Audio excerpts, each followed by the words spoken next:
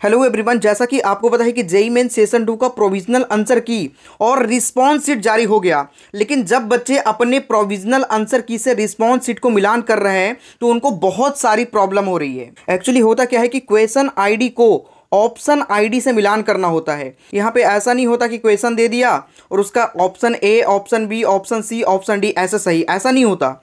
यहाँ पे question ID से ऑप्शन आईडी का मिलान करना होता है। जैसे यहाँ पे देख सकते हैं, ये इसका क्वेश्चन आईडी है और ये इसके 4 ऑप्शन है, ऑप्शन आईडी यहाँ पे लिखा होता है। और इस क्वेश्चन आईडी को देखना पड़ेगा कि इस क्वेश्चन आईडी का कौन सा ऑप्शन आईडी सही है। तो सारी प्रोसेस आज के इस वीडियो में समझेंगे। लेकिन जब आप मिलान कर रहे होंगे उस समय एक दो क्वेश्चन आपको गलत दिखेगा, तो आप लोग बिल्कुल भी परेशान मत होइएगा। ऐसा होता है कि आपके प्रोविजनल आंसर की से जब आप मिलान करते होंगे तो कुछ कुछ चीज़ें गलत होती है, तो जब फाइनल आंसर की आएगा ना तो उस समय करेक्ट होकर के आता है। और अभी 13 तारीख तक बच्चे को चैलेंज करने का ऑप्शन दिया गया है। मैं तो यही कहूँगा कि सभी बच्चों को चैलेंज नहीं करना चाहिए।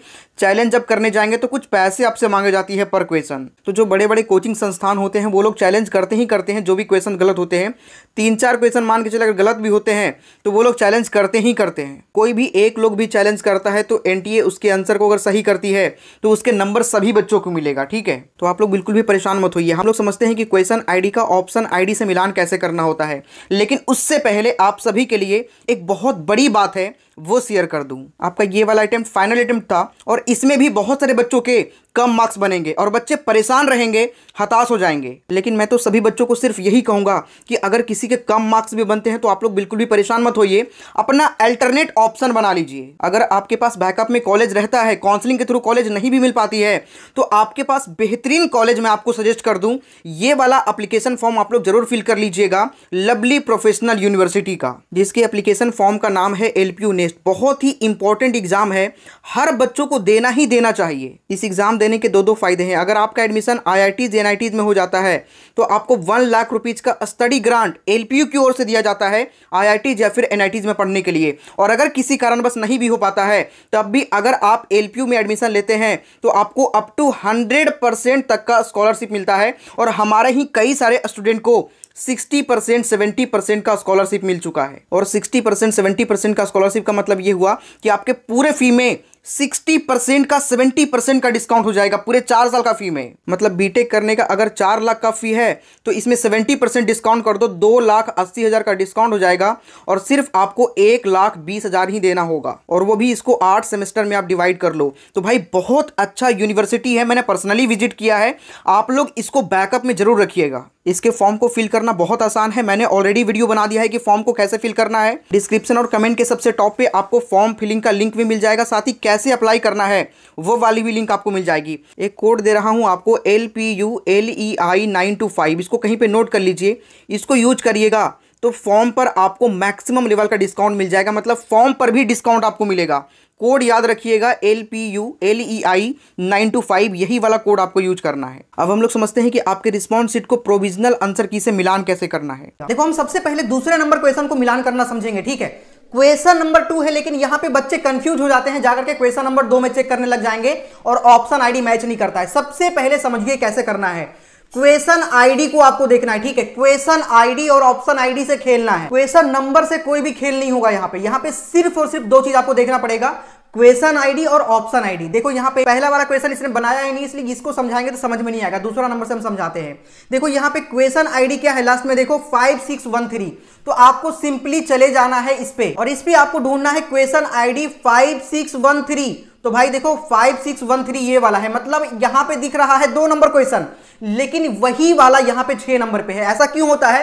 क्योंकि सभी बच्चों के क्वेश्चन अलग अलग टाइप से होते हैं, सभी बच्चों का सीक्वेंस सेम नहीं होता, इसलिए आपको क्वेश्चन आईडी से मिलान करना है। तो क्वेश्चन आईडी है 5613 और इसका ऑप्शन कौन सा सही है? 8801। तो 5613 वाला का 8801 कौन सा हो गया? Option number 4। ऑप्शन नंबर 4 इस क्वेश्चन का सही है, लेकिन इस बच्चे ने ऑप्शन नंबर 2 मारा है, इसलिए इसका ये क्वेश्चन क्या हो जाएगा? गलत हो जाएगा। और जो क्वेश्चन गलत होगा उसके लिए आपके 1 मार्क नेगेटिव होगा, मतलब 1 नंबर माइनस में जाएगा।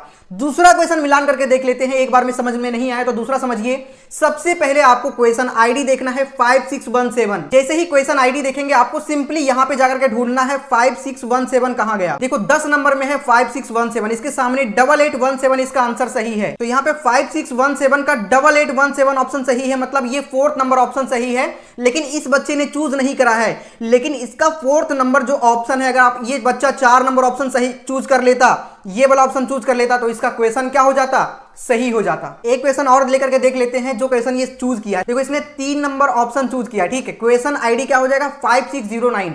तो सिंपली जाकर के हम चेक करेंगे 5609। देखो 2 नंबर पे आपको दिखेगा 5609, ठीक है। यहाँ पे 8787, इसका आंसर 8787 मतलब ऑप्शन नंबर 3 सही है। और इस बच्चे ने ऑप्शन नंबर 3 को टिक भी करा है, मतलब ये वाला जो क्वेश्चन है ना इसका सही है, और इसके लिए इसको 4 नंबर मिलने वाला है। तो भाई इसी तरीके से आपको एक एक करके मिलान करना है। सबसे पहले आपको क्वेश्चन आईडी देखना है, फिर आपको इसके अंदर जाना है, यहाँ पे क्वेश्चन आईडी चेक करना है। क्वेश्चन आईडी के बाद में उसके जस्ट सामने आपके ऑप्शन आईडी देखना है। ऑप्शन आईडी देखने के बाद अगर उसको मिलान करना है, और मिलान करने के बाद अगर वो सही होता है तो आपका जो है बिल्कुल सही रहेगा, और गलत होता है तो आपका गलत होगा, और उसके लिए आपके 1 नंबर कटेगा। तो इस वीडियो को देखने के बाद अब तक आपको समझ में आ गया कि आपको प्रोविजनल आंसर की को रिस्पॉन्स शीट से मिलान कैसे करना है। और साथ ही दूसरी बात, भाई जिसने भी अभी तक एलपीयू नेस्ट के लिए अप्लाई नहीं किया है कर लीजिए, क्योंकि कल लास्ट डेट है और कल के बाद आप लोग अप्लाई नहीं कर पाएंगे। अभी आपको मैक्सिमम लेवल का स्कॉलरशिप मिल रहा है, और अप टू 100% जितना अच्छा मार्क्स आपका एलपीयू नेस्ट में आएगा उतने ज्यादा का स्कॉलरशिप आपको मिल जाएगा। और एग्जाम आपके ऑनलाइन ऑफलाइन दोनों मोड से हो रहा है, तो मतलब घर बैठ के भी आप एग्जाम दे पाओगे। और अगर फॉर्म को फिल करने में कोई भी प्रॉब्लम आ रही है तो डिस्क्रिप्शन में मैंने लिंक डाल दिया है, how to fill LPU NEST form 2025, उसको क्लिक करके आप लोग देखिएगा। उसमें मैंने एप्लीकेशन फॉर्म फिल करने का कंप्लीट प्रोसेस बताया है, साथ ही एलपीयू नेस्ट के बारे में और भी कई सारी बातें मैंने बताया है उस वीडियो में। उसको देखने के बाद आपका एक एक डाउट क्लियर हो जाएगा। डिस्काउंट कोड के जगह पे आपको LPULEI 925 यूज करना है। ये वाला यूज करने पर फॉर्म पर आपको मैक्सिमम लेवल का डिस्काउंट मिल जाएगा। कोड आपको याद रखना है LPULEI 925।